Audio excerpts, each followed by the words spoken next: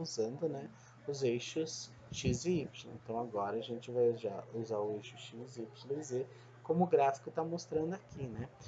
Aqui o professor vai mostrar que é mais fácil da gente observar tudo aquilo que estava falando.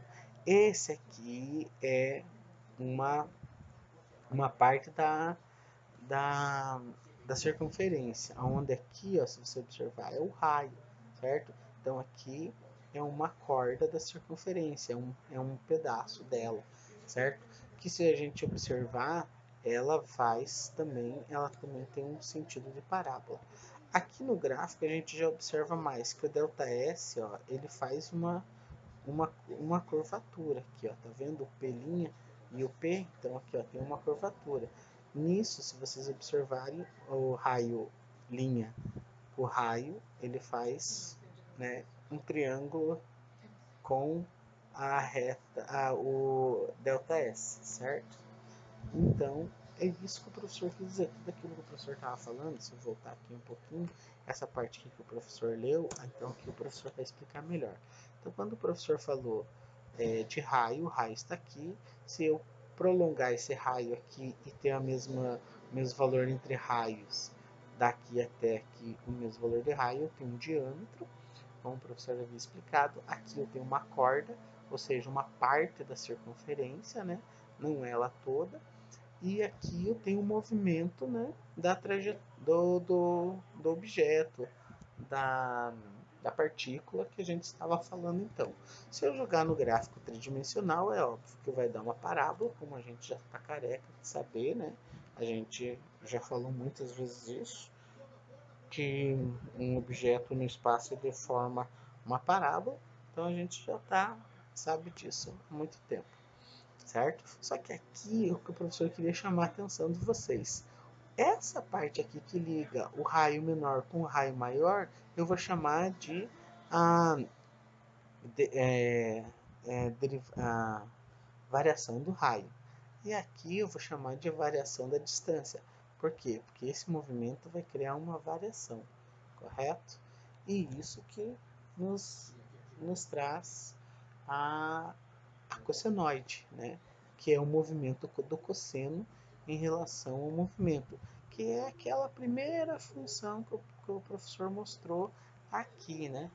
Então, se eu pegar essa primeira função aqui, eu vou ter o que? Uma cossenoide, que vai nos trazer nesse movimento aqui do terceiro slide depois desse que mostra aqui no gráfico. Então, essa cossenoide aqui é esse o movimento que a gente vai poder calcular em relação à variação da distância, correto? Que também mostra aqui no desenho, né, essa variação aqui da distância, certo?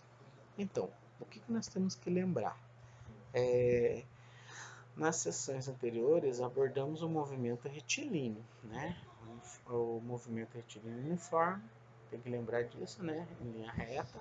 O que significa o movimento retilíneo? É o movimento em que não há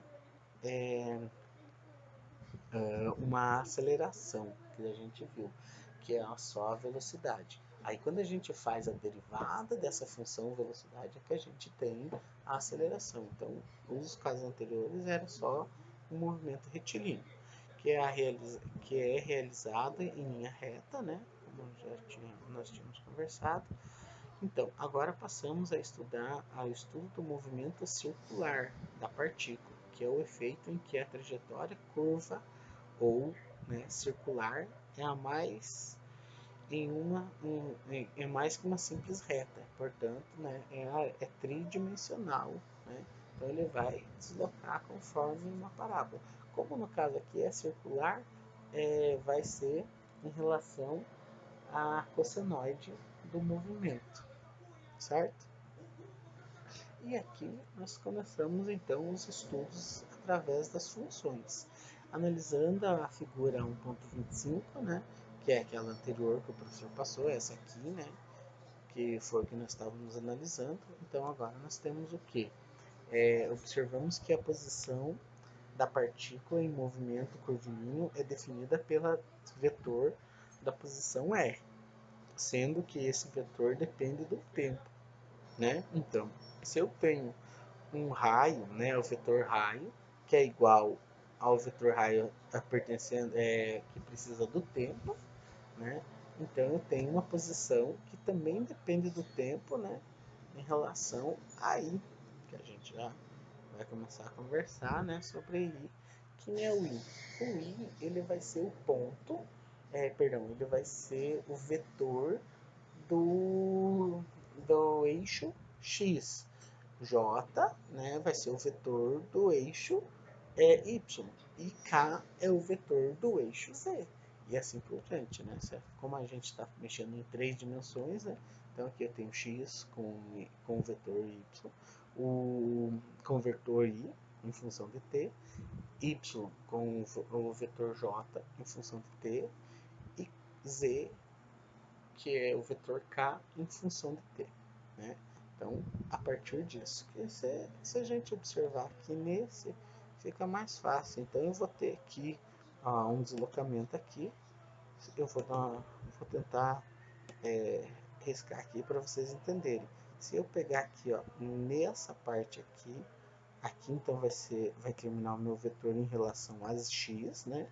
Se eu pegar então esse movimento aqui, aqui vai ser o meu vetor em relação a z, e lembrando que, perdão, em relação a y, lembrando que o z ele está para fora aqui do nosso do computador, ele tem que sair, né? Ele tem que ir em direção a você, né? Para ele dar um ângulo de 90 graus, que daí eu vou pegar um vetor nesse movimento aqui, entende? Então ele vai me dar esse aqui, certo? Só que a gente tem que observar uma coisa, que esse vetor z aqui, ele está saindo fora da tela do computador, certo? Ele está saindo para o seu lado. Então, por isso que você tem uma distância em relação a z, que é essa aqui que o professor falou, certo? Então, esses são o I, o J, né? E o K, certo? Essas são as funções. Qualquer dúvida, aí manda uma mensagem para o professor tenta solucionar. Da mesma forma, né, a variação do raio, ela vai ser o raio R', né, o vetor do raio menos o vetor do raio do R, né, que é o raio. Então, a partir disso, claro, né, que eu vou ter um movimento em circular, né, que vai ser uma corda, que não vai ser todo círculo. Então, eu tenho que observar esse movimento, certo? E aí, o interessante aqui é que eu vou ter uma velocidade, né? Se você observar a figura B é a velocidade, a figura A, né, é do deslocamento, a figura B da velocidade, e a minha aceleração ela vai tender para o centro, né? Se você observar, ela vai tender para o centro da circunferência, né? Que é o que nos mostra aqui. Deixa eu mudar o cursor para ficar mais fácil para a gente ver.